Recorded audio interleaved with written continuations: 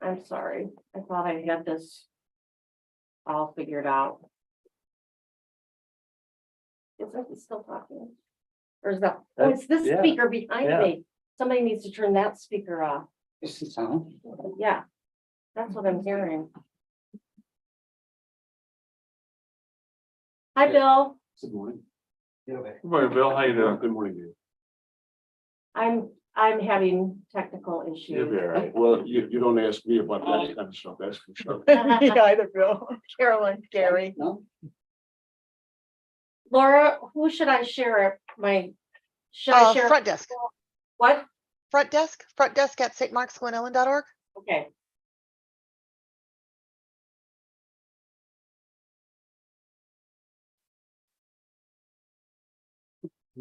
Okay, I think I sent it to you. We'll see. Docs. Okay, go in email. And why am I not?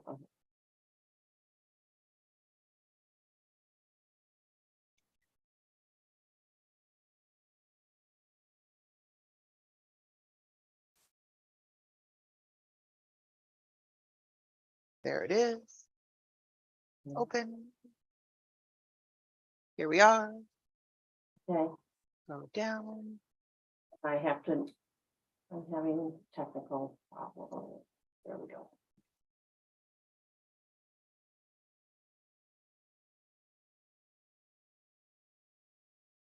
I keep losing where the Zoom meeting is. Okay, do you want me to go ahead and share that now? Oh, if you, so that you could run the whole thing? Yeah, That would be uh-huh. great. That would be Cool. perfect. Thank you.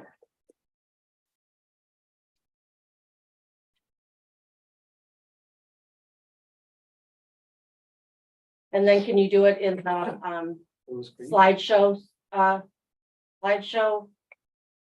If I can figure out how to do that, I've never actually done that before. I'm sorry. Okay, there should be a tool. I don't see it on yours. There's usually a toolbar at the top that says full slides. Not me. Yeah. Nope. Slideshow. This is a window. That's not what I want. You just click on. Double click Well, that screen, yeah, there you go. Okay. It's okay. And then just click on, can you just click on each slide? Yeah, it's just then you see all that other stuff, but it's okay. So. There we go. There we go. You go. Now go to Slideshow. slideshow. Woohoo! Okay, there we go. Are you There seeing you go. that? There we go. Thank It you. takes a village Yes. or too many cookies Um, with broth. It What just is- yeah. depends, one or the other. Maybe, I'm yeah. purposely not paying attention how they're doing this. Yeah, so nobody can ever ask. You I have don't need plausible, that up here. you have plausible deniability. Hey, nice shirt. So welcome to St. Mark's Adult Formation. I'm Joyce Fletcher, and I am not an expert on race and faith or on either one. But I am going to share with you a little bit about the program that the Episcopal Church developed about 3 years ago on stepping into sacred ground, onto sacred ground. And some of us, I know Carolyn, you and I participated, and Edna, I think you participated. I have. Yeah. And Miguel, yeah. So, so I think let's just quickly go around and introduce ourselves, and let's start with Zoom. And we don't have you on our screen right now, but I believe that Laura and Lindsay are both there. So if you just want to say who you are and. I'm Laura. I'm running the screen. Lindsay, go ahead. Or I can actually spotlight you. Yay, Lindsay. You're muted, Lindsay. Yeah, hi. Lynn. I'm Lindsay, and I participated in Sacred Ground a few years ago, but it's always worth revisiting. And sorry, I can't be there in person. One of the children is a little bit under the weather today, so. And Lindsay actually was one of the facilitators for the program when we did Sacred Ground here at, Yeah. during the pandemic. So, so thank you for joining us, Lindsay. And It's Gary. great to be here. yourself. Gary Kreutz, but I'm more commonly known as Carolyn Favors' husband. Yeah, I'm Carolyn Favor. I'll claim Gary. And I did go through a good part of the Sacred Ground again. And I just felt like it was important to kind of revisit and see where we're at as a community, church community, and kind of see where I've maybe hopefully grown some. I'm David Fletcher. I didn't really know what this was exactly until this week, so I'm not really an expert. And I'm Joyce Fletcher, and I participated in the Sacred Ground. Partly, I kind of dropped out when they started meeting even earlier in the morning because I was not, because morning is not my time of day. And when I was working at College of DuPage, I facilitated a lot of diversity groups, and I also taught a course in diversity. So I have some background in this, but like everybody else, it's not like you've learned everything and you've arrived. It's always a process. I'm Edna Hetherington. I'm a parishioner. I've participated in a little of this, and I've lived in a lot of places, which probably makes more difference than studying the program. Miguel Briones, I'm your favorite deacon. True. And I'm a former co-chair of the Tourism Commission in the Episcopal Diocese. And yes, we're interested in the Sacred Ground course. And right now they're moving the next steps to explore what they can do with this after this course. So it's interesting to hear this. Yeah. Today. Bill Francic, and I'm just curious about what the whole program's about. Oh, great. So let's get started and we can advance to the next slide, Laura. So what is Sacred Ground? So it was developed as part of the Episcopal Church's Becoming Beloved Community Initiative, and it was launched in February of 2019. And then they did a survey after it had been, so we had here at St. Mark's, we had one section that met one group that met during the adult formation time, and then we had another group that met on Tuesday nights. And so after the curriculum had been out there and been used a lot, they kind of decided to get some feedback on how it worked, and they updated the course a year ago, and they also added an area they call deep dive so that you can get more into things. I didn't print out the syllabus, but if any of you are interested in it, I can send it to you because I think it's easier to use electronically because it has embedded links in it. And so I felt like printing it out just would not have a lot of point. So I don't know how many of you have seen Traces of the Trade. Have anybody seen that? Okay, it's a really good documentary We that showed it here that years was ago. shown here years ago, but it was created by Katrina Brown, who's an Episcopalian who grew up in the Northeast and discovered that her family had deep roots into the slave trade.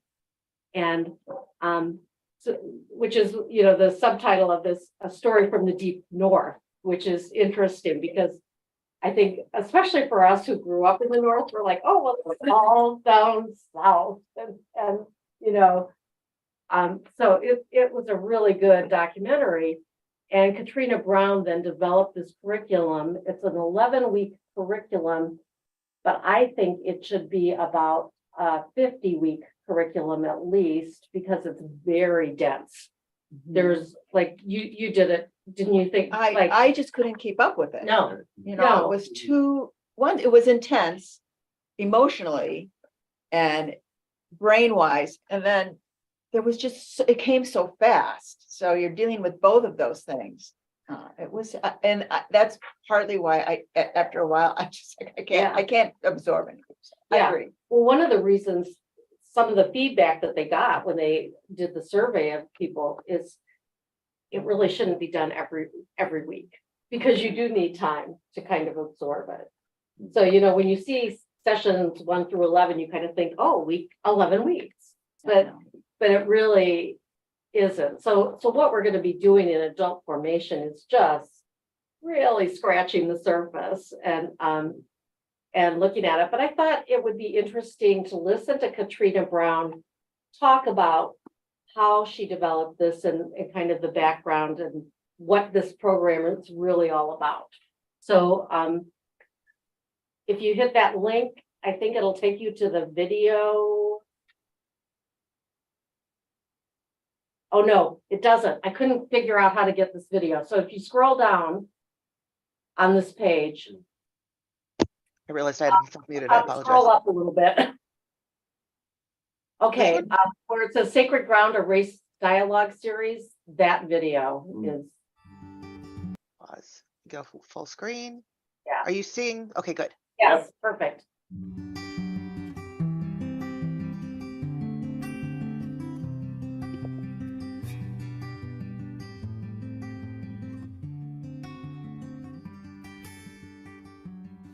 Hello, greetings.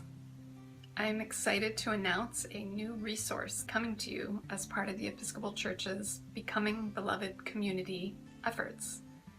This is a multi-session race dialogue series. Many of you have been requesting such a resource.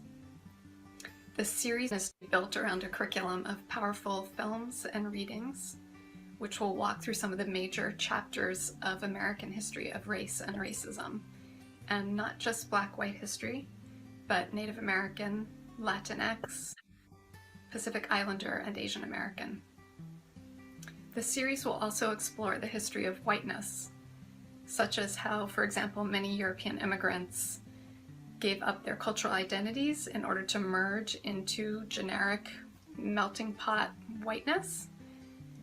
That opened doors to economic advancement for many, but it often meant sacrificing one's roots and, importantly, participating in systemic racism. The invitation is to learn together and also to share stories.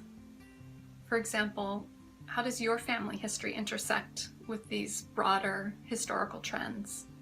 What have been the losses and the gains in your family and that of other racial and ethnic groups? This is not for the sake of assigning blame, but so we can reckon together with the history we all inherit and lament what needs lamenting, repent what needs repenting, understand what needs understanding, and then hopefully move together in new directions. The title of this series is Sacred Ground. The title is inspired by African-American columnist Leonard Pitts, who wrote, "If ever we learn to walk this ground together, there's no place we can't go." In closing, here's a twist, a dare of sorts. The invitation is to have a dialogue on race, but to do so with fellow Christians first, who have different ways of thinking about race and racism, such as different political orientations, and second, who come from a range of socioeconomic backgrounds. Increasingly these days, we're all just living in our own bubbles and echo chambers. So we invite you to engage with open hearts and minds and reach out across a whole range of divides.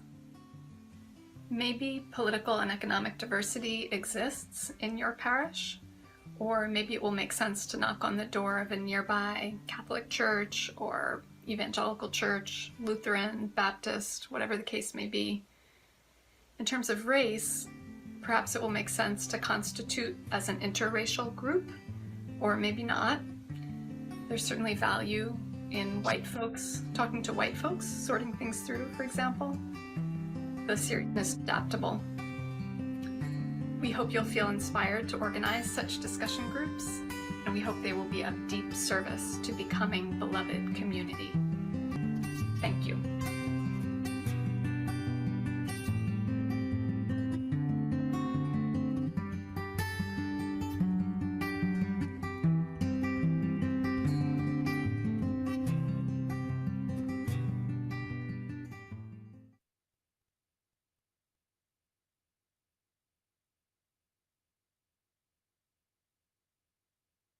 Okay, so if we go ahead to the next slide.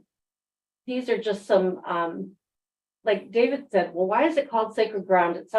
That sounds to me like it's about Native Americans. There's something about the sacred ground that sounds particularly about Native Americans.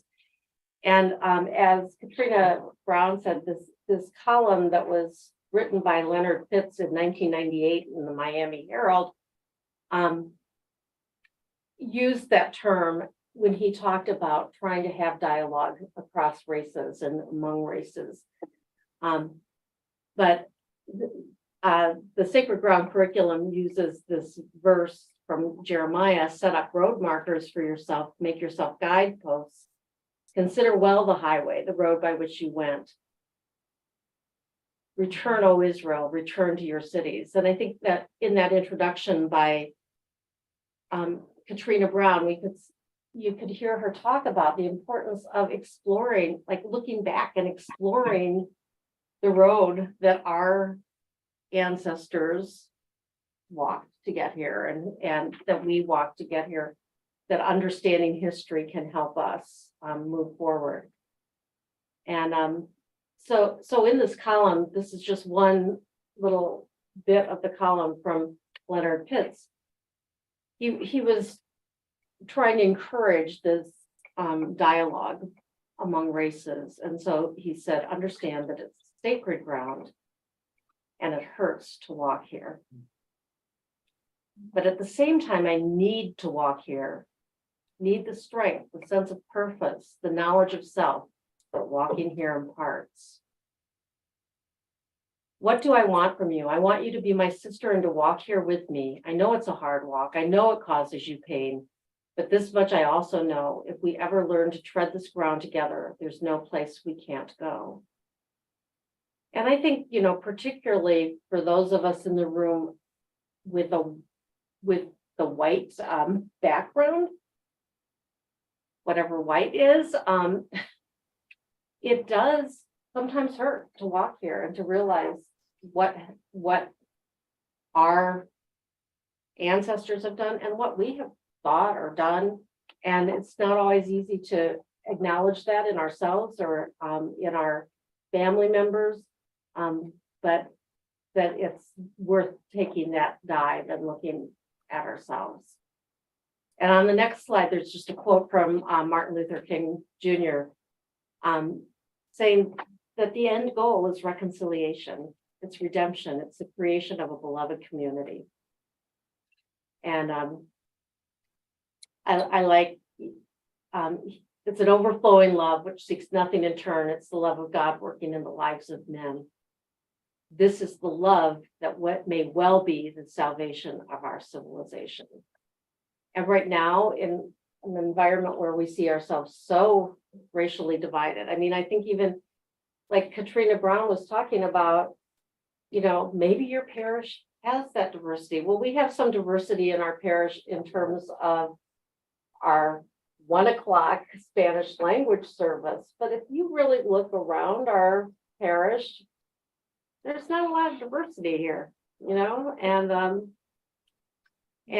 so how do we enter into dialogue with others who are different from us?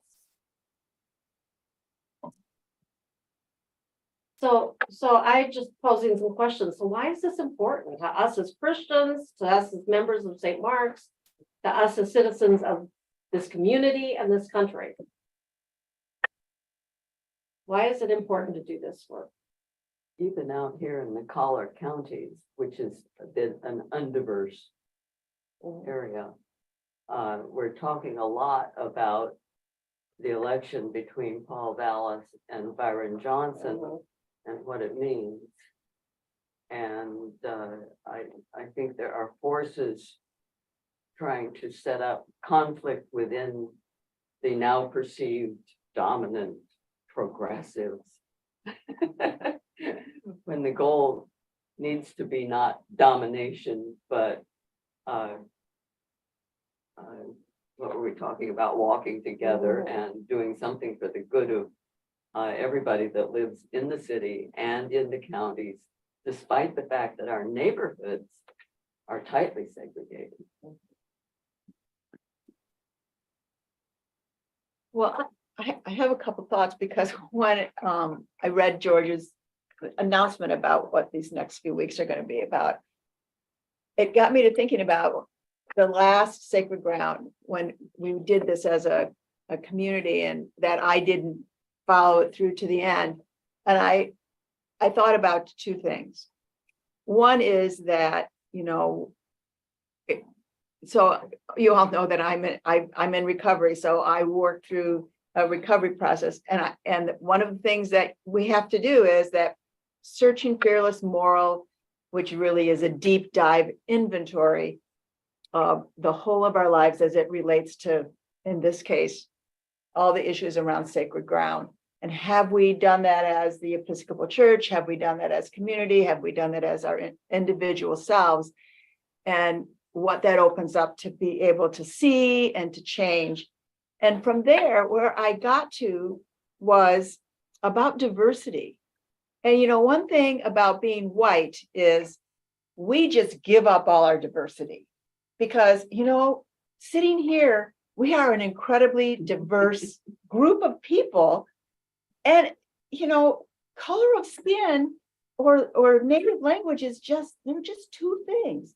And if we could really see the diversity in each of us and our struggles and our gifts and our strengths, that could really change everything. You know, and just the comment when in Katrina Brown's little video was, you know, Europeans came over and they gave up their diversity in order to be classified as one thing, which was white. And you know, so we really need to, I think, start seeing the diversity in all of us and seeing if we can get to the place of receiving that diversity. And not trying to group ourselves so much. And so there's just one other thing I wanted to share. Last week, because it has to do with how, like, race is so critical, and we need to start to look at that, but because it's starting to, you know, it's starting to impact me. So I have a little tiny bright blue car, right? There's not a lot of them out there. And I came out of a building and I had parked my car in the first section of the parking lot. And so I'm just walking to the car and here's the same car as mine. I push my clicker and I get in the car and I'm in the wrong, it's not my car. And the first thought that came in to me was, oh my God, I could be shot, you know? And I got out of the car really fast, my heart's going, and my car is 2 cars down.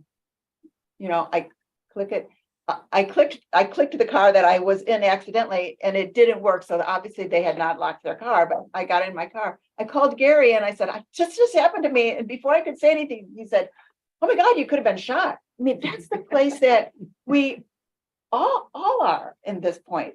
It made me really empathetic for like, oh my God, I'm carrying this fear and I have a little taste of what it's like for people who have a different color skin than me. That what they're carrying at a much bigger level. And it's like, it's in me without my consciousness about it. So I'm going to shut up now, but that's kind of where I went of thinking about this. Yeah, and you know, especially this past week where there were so many kind of random shootings of people just going about their lives. Yeah. You know, that I can see where that would really be frightening. There's Shouldn't an be. article on Google about delivery people want protection now. They don't want to go deliver and ring doorbells or, you know, and Yeah. it's a valid comment. Yeah. Based on the few nut cases that have happened this week. Yeah, not too far away, 2 weeks ago, the little one who makes the house, he went to pick it out, his brother, Right, and he got a shot because he was a color guy. right. But And sadly, it's, that is not just a this week thing. This No. week, the news has been picking up, this stuff has been happening for years, but because it's a one-off, nobody got killed, no, nobody has really picked it up. Then now all of a sudden we're focusing on it. It's Well, actually been around for years. Well, and I also think that it's connected with, when Theo Darden came to the Sacred Ground group a couple, well, maybe about a month ago, and talked about policing. We've ramped up our fear so much, and that it without real evidence for doing that. So even though these things have been happening, it's not they don't happen all the time. They don't happen to everybody, but we feel like they do because we hear so much about them. So. Yeah, and I think this is very important to understand that we need to go deeper to the problem because we're looking to talk to know the consequence. And we just about this we just proceed right now. But if we go deeper to understand where did this come from, why are we here, and this is the difficult part for many people. They don't want to move out to the comfort area. I'm fine. I have no problems. And even especially if you're white, you are under your privilege, So but we can see why did things happen, why the people is made in this situation. So and I'm glad that you bring this to the table because again, this is good understanding that we need to work in deep. It's not about just to be a multicultural or diversity in there. No, we need to understand why we're coming here, what we can better fix it. Like an Tourism Commission, we try to do dismantle the racism in our institution, in our lives, especially. So we need to step back to the history, understand where did this come from, why like you say, and it's good to understand that we are adverse. How we understand that too. So there's a lot of work, but that work needs to happen with everyone, to be willing and be able to expose, to the feelings, that they're not comfortable. But this is the way we need to do it, because again, we're just working on the top of the situation. We're never gonna get deeper, and we're never gonna fix that. And but it's good. This is just the good step, as a community. It's a nice group here. I understand we are not the entire community. Right. So we need to, how can we reach everyone? How can St. Mark's can be able to work together to understand and learning? And how can we do the next steps? Something else. Sacred Ground, this is the intention to explore, and learning. How can we do the next steps? Right. It's not only to attend the course, and it's amazing what happened in there, making the pills, but now what? Right. What Exactly. is important? Yeah, that it's not something we do for 11 weeks or 6 weeks. It's something that we need to constantly be working at and doing. I think that's really important. But again, I appreciate that we addressing this issue, and we need to find a learning. How can we do this and follow up this issue in our lives? You say as a citizen, as a community, as a country, and also as an award. Because that everything happened just in a small town. It can be More global. global. It's more global. Exactly. Yeah. So because it's always closer to here. That's around the world. This is what happened. So why this is a question that we need to start working. But this is a good place to start. Sacred Ground is giving the opportunity to say, you're in a safe place, you can trust, and also you can commit. To say it's not easy to walk in here, but you're not alone. So don't be afraid. Don't be afraid. So afraid of what? Well, to be exposed. Right. So Right, to reveal yourself. reveal yourself. Or to And to even see to others. yourself. Even Even- because I think First, because to I think yourself. yes, I think a lot of times we don't want to be honest with ourselves about things that we're thinking or doing, whatever. So let's go forward. Laura? Laura, yeah. Apologies, sorry. That's okay. You may all be familiar with our presiding bishop, Michael Curry, who's sadly not going to be presiding bishop much longer, and I love him. I'm like, I don't want him to not be presiding He bishop. existed before that. And he Yes, I know. existed after it. And I used to know him in Baltimore. Oh, did because you? He was one of the famous preachers of Baltimore.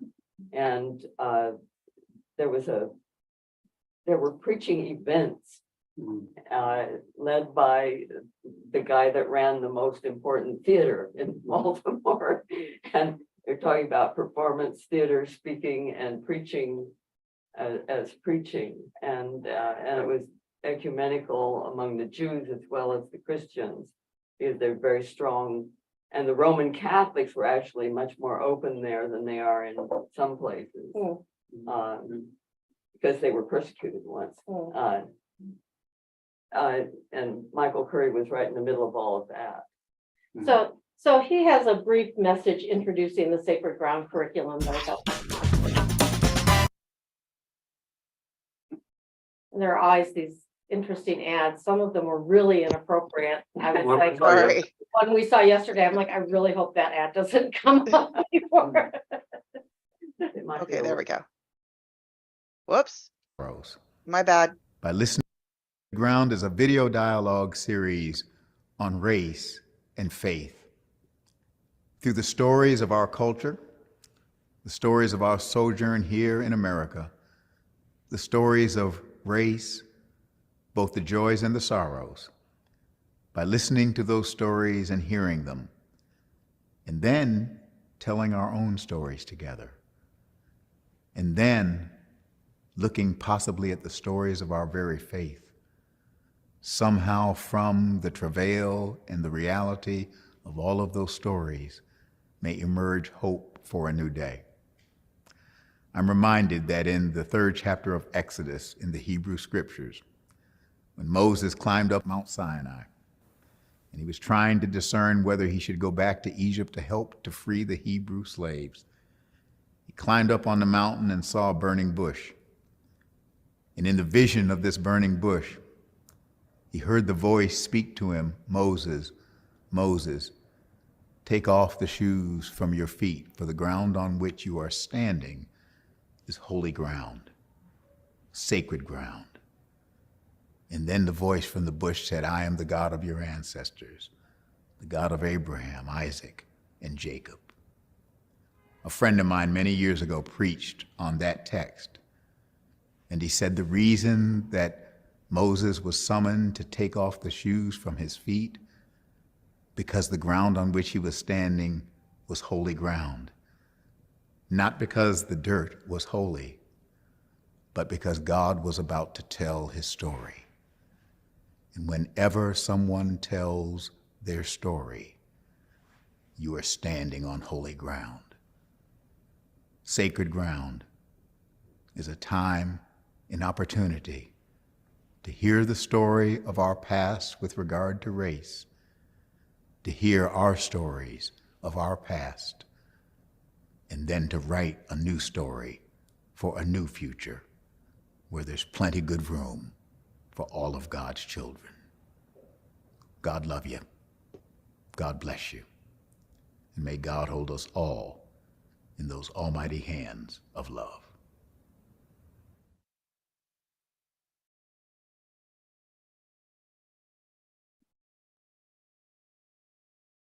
And then can we go back to the slideshow?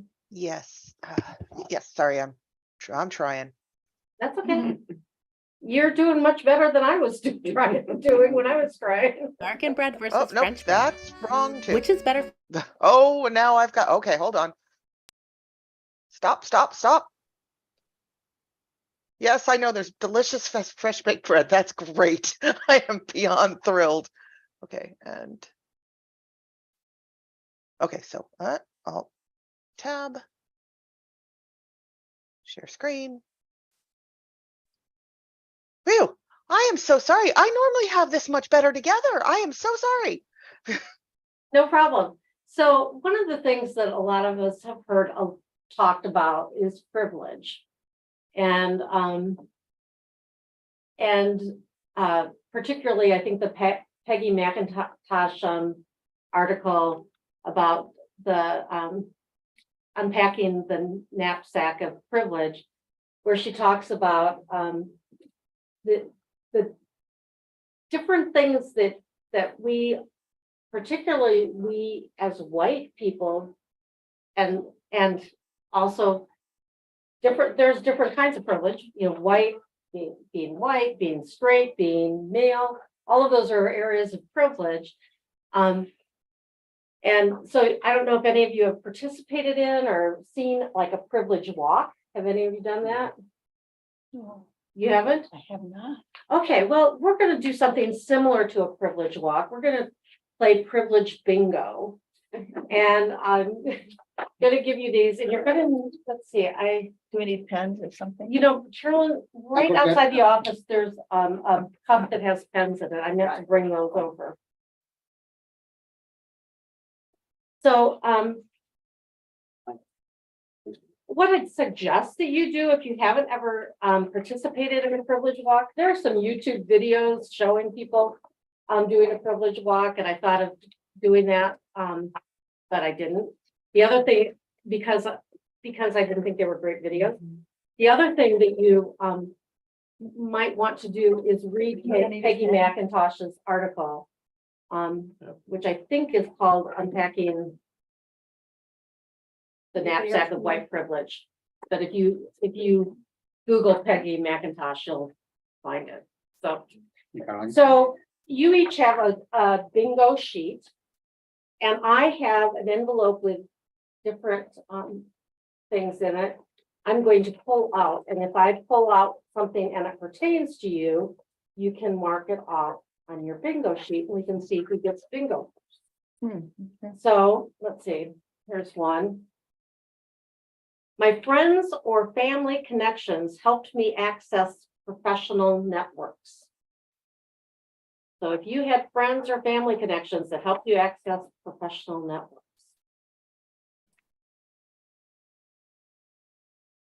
I have never been homeless.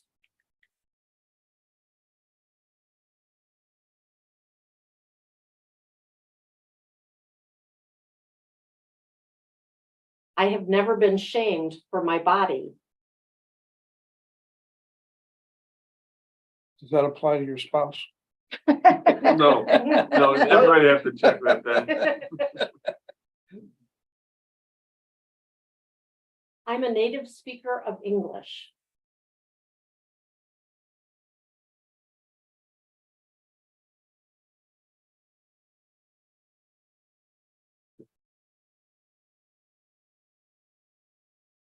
I have never had to hide my sexuality. Anybody have bingo yet? No? Okay. I've never had to skip a meal to save money.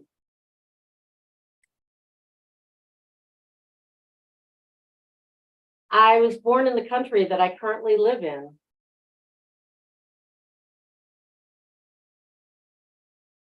I'm able-bodied. Thank you. Shall I get to this one? I'm able-bodied. I'm white. I have never lived below the poverty line.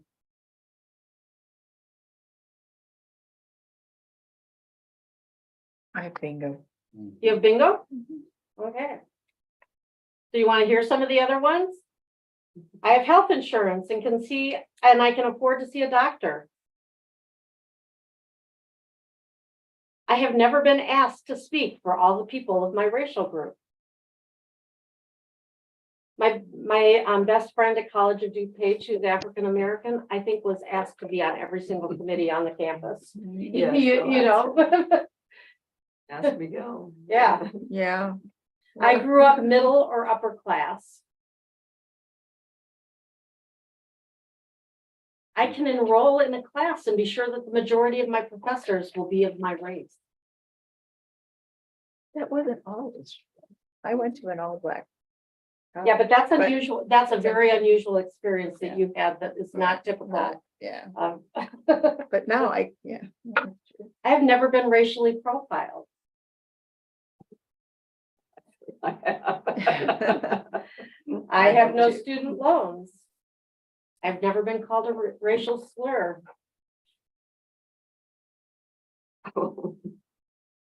I've never been criticized or insulted because of my skin color. I can walk into a classroom and know that I won't be the only person of my race. So those are just a few of them, but I mean, I think it gives you an idea of some of the privileges. I think when people hear the term white privilege, how many of you have heard the term white privilege?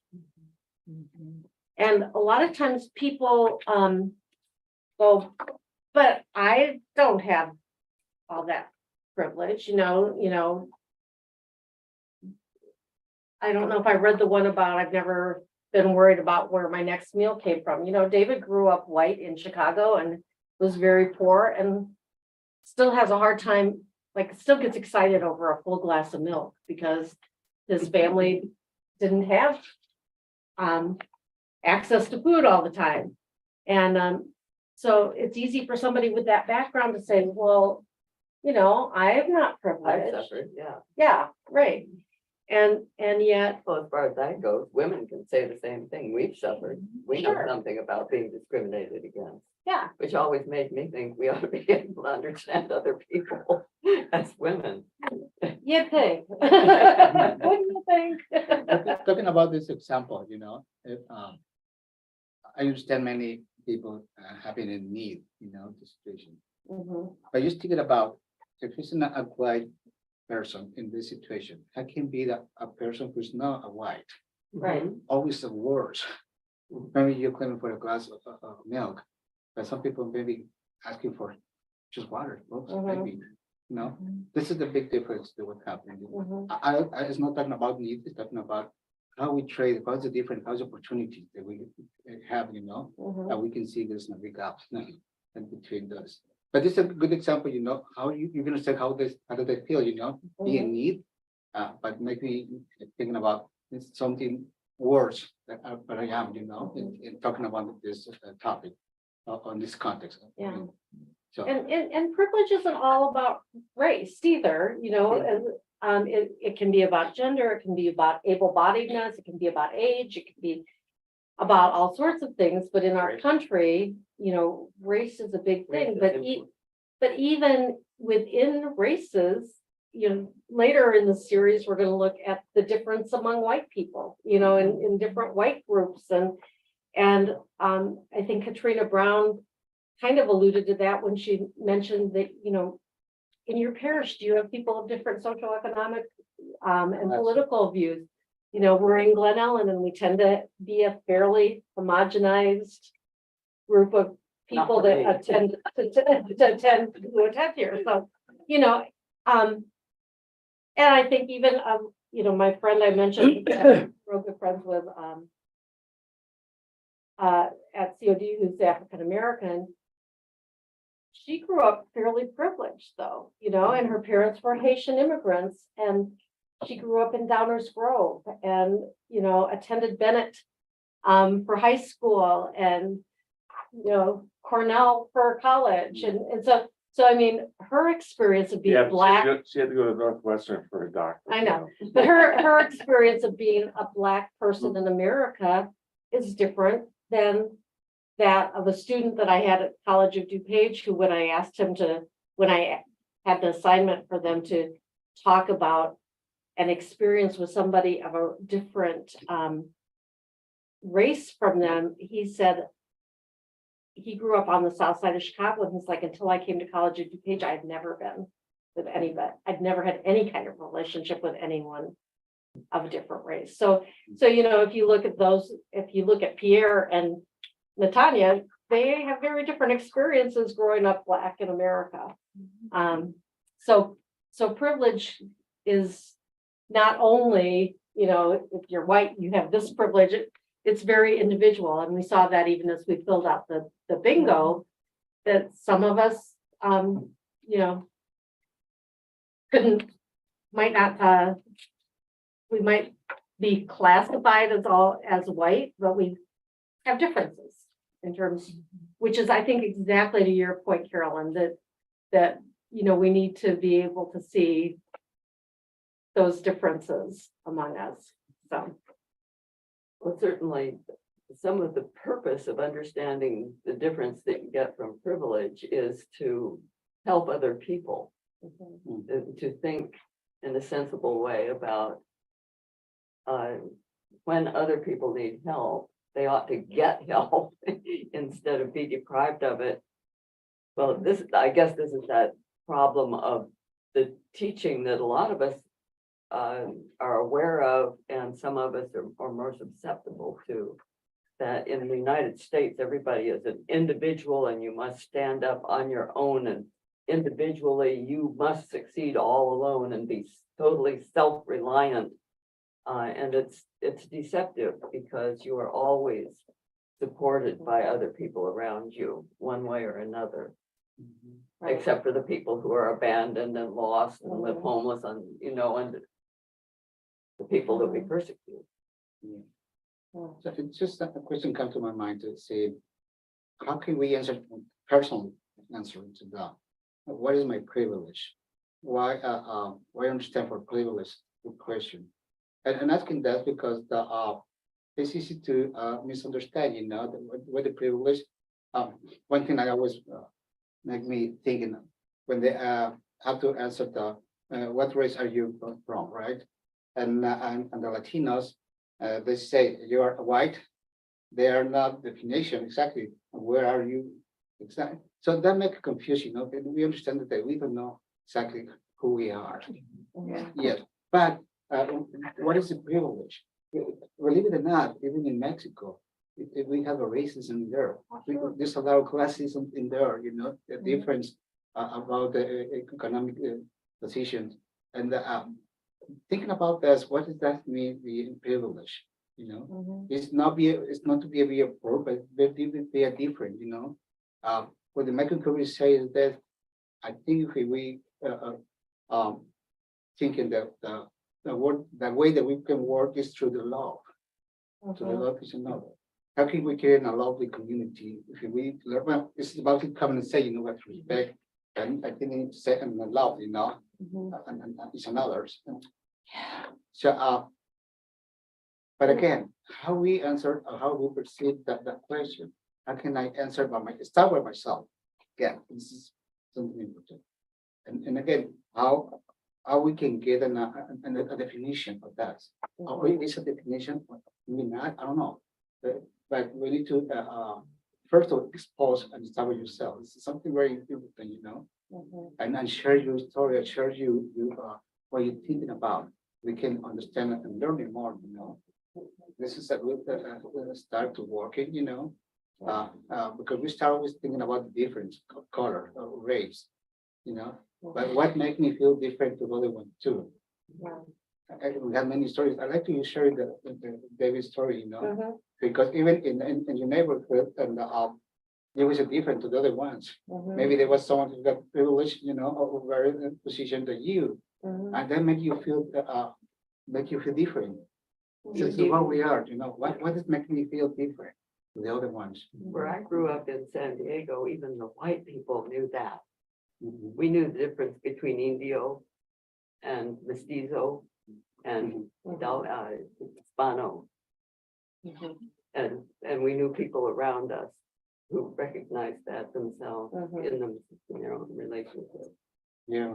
And my Spanish textbook was brand new in whatever year it was. I was in 7th grade, and lesson 2 was all the words for those differences, so that you would have a word for it. That's really interesting because in this being taught. area, that's not something. I remember being at a women's retreat from St. Mark's several years ago, and one of the women who is Latina referred to another Latina woman and said how grateful she was for this community at St. Mark's because she would never have been able to associate with someone like this, who was another Latina woman. And you know, and I wasn't aware of all of, I mean, Right, of course you you wouldn't know, be, yeah. and I found that really interesting, Yeah. you know, and, But interestingly about my Spanish class, when I was in college and my fiance from Chicago and I went to a movie in San Diego, I recognized that the person sitting in front of us in the theater was my Spanish teacher. And so at the end of the movie, I said, Senor Cher, and we all talked to each other. And as we began to introduce our spouses, I realized, I saw the two men looking at each other and I realized Senor Cher is Jewish. And I had not been alert to differences between Christians and Jews when I was mhm, growing up. I mean, he was one of about 3 Jews I ever met mhm, living in San Diego where I was. mhm. So do you have any other thoughts about privilege or, are you aware of? We I have an recognize old- differences, don't we? I have an old story. And it touches on privilege in a reverse way. Mhm, What am I talking about? I had a client that made big forestry harvesting equipment. And one of the options was air conditioning in this big cab. mhm, And none of the producers who owned this equipment needed that in the north or the Pacific Northwest. mhm, But in Alabama, Louisiana, they needed it mhm. and they would never buy it because all of the men who owned these companies were white. And in the South, all the workers were black and they didn't want them to have air conditioning. And So they wouldn't sell it to them? they couldn't sell it to them because they didn't want to buy air conditioning. Okay, Mm, and then somebody had a bright idea in marketing. Are you aware you can increase productivity? They didn't believe it, they didn't care. So they did a test and it was like 40% more productive on a given day when someone was Able operating to breathe? Yeah. in a cool cab.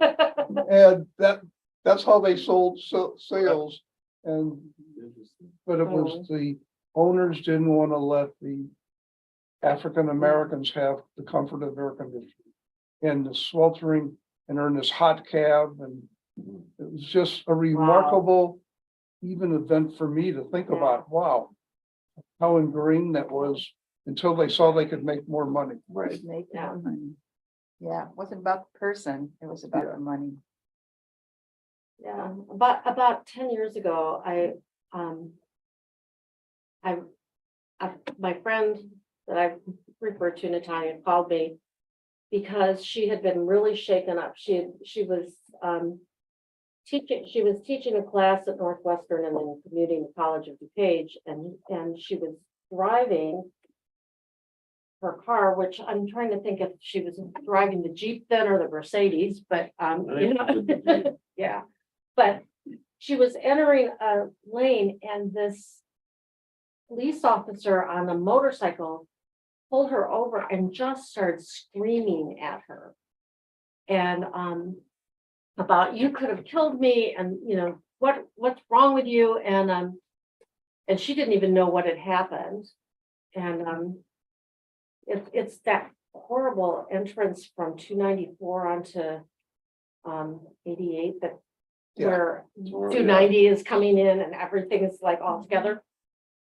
And so she called her husband and just left the phone on so he could hear this and this interchange. But when she came to work, she was really shaken. And I think I didn't even understand at the time why she was as shaken as she was, because I wasn't really thinking about how, because I have that image of the police are there to help me. I don't expect to be shot by a police officer.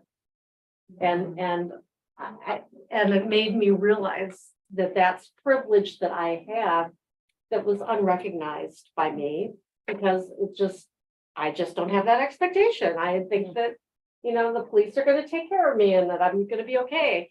And I realized that, you know, my friend who's highly educated and has had, as I mentioned, lots of privilege in her life, realized that her life, her very life was in danger in that moment. And she came to work and she was really shaken, and she was talking with me and with our friend Theo, who's going to be here next week. So this is an advertisement for next week as well. And Theo's background is in policing and criminal justice, and she told him what had happened, and he called the supervisor of that police person and really gave them a hard time about it. And he was, so that officer was reprimanded, and that was before like George Floyd and a lot of this stuff has happened. So I think, but you realize, I realized in that moment, you know, the kind of privilege that I don't even think about. You know, and that's, I think, the thing about privilege is you don't think about it. It's just something that you have by being who you are and having your life experiences. And so most of us don't think about, well, what would it be like to be gay, or to be a different race, or to be transsexual, or to, you know, there are all these things that we don't think about. So I guess what you can see, I have another slide. Because of the time, I'm going to save that for later, because it's a really great video, and I think there's going to be a good discussion about it.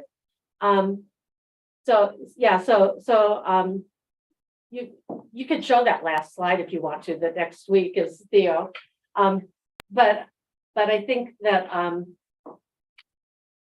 so we've talked about this a little bit. Carolyn, you mentioned that when you say we all see ourselves as white, but we really have a lot of differences. And so next week, Theo is going to be talking about the history of whiteness. How did whiteness even become a thing in America? There's a description of it here in the bulletin. Right, there's a Yeah. description. And we're going to have an hour and a half because of the. Right, special schedule for the so video. for those of you who came to, I mean, for those of you who came and heard Theo, I think you were here, Bill, were you? I heard him. I Okay, forget whether I was you here. did, okay. So when he came to talk to the Sacred Ground in the evening,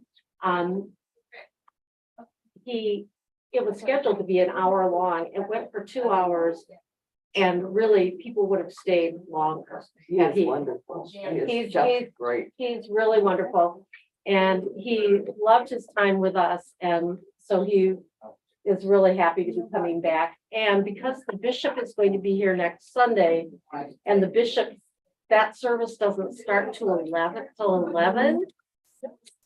George has said that we can stay here until 10:30.